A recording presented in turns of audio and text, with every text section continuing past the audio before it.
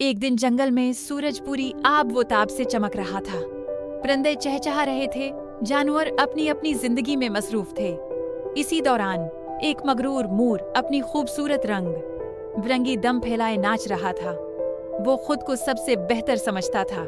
जब उसने एक आहिस्ता चलते कछुए को देखा तो हंसते हुए बोला, तुम्हें देखकर अफसोस होता है, न रंग, न खूबसूरती और न रफ्तार। कछुआ नरमी से मुस्कुराया और बोला, मुमकिन है मैं खूबसूरत न लगूं, मगर मैं अपने हाल में खुश हूँ। कुछ दिन बाद आसमान पर बादल छा गए और तेज बारिश शुरू हो गई। बिजली चमकी, हवाएं चलने लगी। मोर के खूबसूरत पर भीगकर भारी हो गए। वो न उड़ सका, न चल सका। वो बारिश में भीगता रहा, कांपता रहा। दूसरी तरफ कछुआ अपने खूल में छिप गया। न वो भीगा, न घबराया, बस महफूज रहा।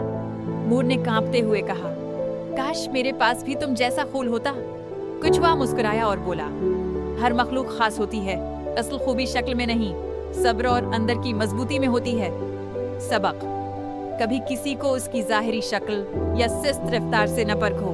हर एक के अंदर कोई खास खूबी छिपी होती है जो वक्त आने पर सामने आती है।